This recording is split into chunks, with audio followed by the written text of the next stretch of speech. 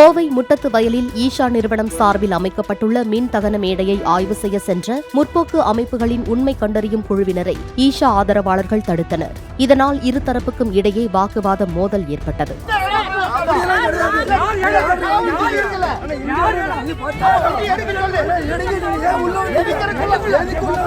கைகலப்பில் ஈடுபட்ட இருதரப்பினரையும் போலீசார் தடுத்து அனுப்பி வைத்தனர். கோவை முட்டத்து வயலில் சட்டத்திற்கு புறம்பாக மின் தகன மேடை அமைக்கப்பட்டுள்ளதாக கூறி முற்போக்கு அமைப்புகள் எதிர்ப்பு தெரிவித்தனர். இதையடுத்து உயர்நீதிமன்றம் உத்தரவிட்டதன் பேரில் உண்மை கண்டறியும் குழுவினர் அங்கு ஆய்வுக்காக சென்றனர்.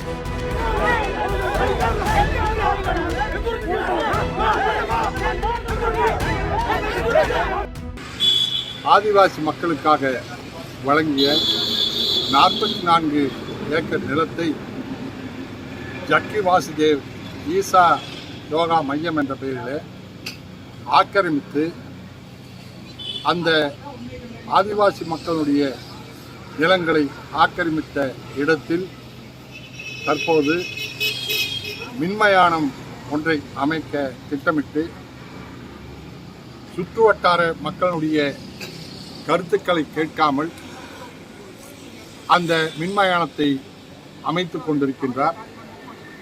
அந்த மின்மயானம் அங்கே வரக்கூடிய கழிவுகள், அதில் வரக்கூடிய மாசு அனைத்தும் பக்கத்தில் அது இருக்கக்கூடிய கிராமத்தில் இருக்கக்கூடிய கிணறுகளை பாதிக்கும், நிலங்களை பாதிக்கும். இந்த 44 ஏக்கர் ஆக்கிரமித்துள்ள இடத்திலேயே ஒரு பெரிய குளத்தை வெட்டி நீரை நிரப்பி இருக்கின்றார், குளத்தை வைத்திருக்கின்றார். இது எல்லாமே இந்த 44 ஏக்கர் நிலமும் ஆதிவாசி மக்கள் தங்களுக்கு உட்பட்டது என்று ஆர்டிஓ மாவட்ட நிர்வாக அதிகாரி இடத்திலே புகார் செய்து விசாரணையில் உள்ளது. உயர்நீதிமன்றத்தில் வழக்கு நடந்து கொண்டிருக்கின்றது. இப்படி வழக்கு உள்ள இடத்தில் இவர் தற்போது மின்மயானத்தை அமைத்து, குளத்தை அமைத்து, அந்த 44 ஏக்கரை தாண்டி இருக்கக்கூடிய விவசாயிகள் பூர்வீகமாக அங்கு விவசாயம் செய்து கொண்டிருக்கின்ற விவசாய நிலங்களுக்கு நடைபாதையாக, வண்டிப்பாதையாக இருந்த இடத்தையும் ஆக்கிரமித்து அந்த விவசாய நிலங்களுக்கும் செல்ல முடியாமல் தடுத்து இப்போது அந்த மின்மயானத்தை அமைத்துக் கொண்டிருக்கின்றார். இந்த பகுதியில் ஏற்கனவே மின்மயானங்கள் போதுமான அளவுக்கு இருக்கின்றது.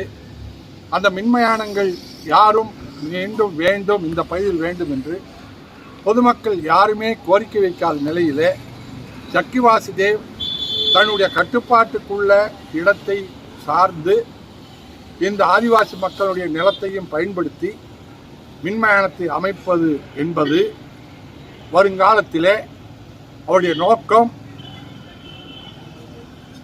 இந்துக்கள் என்று நம்பக்கூடிய மக்கள் தன்னுடைய இறுதி காலத்திலே சாகும்போது காசிக்கும்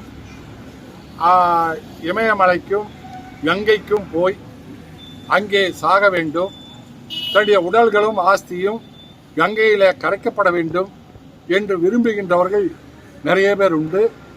இப்போது வடநாட்டிலே அது நடந்து கொண்டிருக்கின்றது.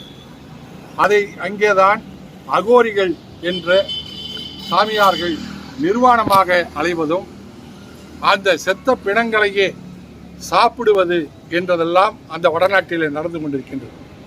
அதுபோல ஒரு சிவமயமான ஒரு கைலாயத்தை இங்கே அமைக்கின்றேன் என்று இந்த மக்களை பக்தியும் இந்து மதத்தில நம்பிக்கையும் உள்ளவர்களை ஏமாற்றி கங்கைக்கோ காசிக்கோ செல்லாமல் இங்கே ஈசா மையத்துக்கு வந்தால் இறுதி காலத்திலேயே இங்கேயே நீங்கள் இறந்த பின்னால் கைலாய, அதாவது காசியிலும் கங்கையிலும் என்ன சடங்குகள் செய்யப்படுமோ அது இங்கே நாங்கள் செய்வோம் என்று சொல்லி ஒவ்வொரு நபருக்கும் 5 லட்சம் 10 லட்சம் என்று பேக்கேஜ் சிஸ்டத்திலே வயதானவர்களை தங்க வைத்து இதை மக்களிடத்திலே பக்தி என்ற பெயரிலே கொள்ளையடிப்பதற்கு ஒரு பெரிய திட்டத்தை வகுத்து ஜக்கி வாசுதேவ்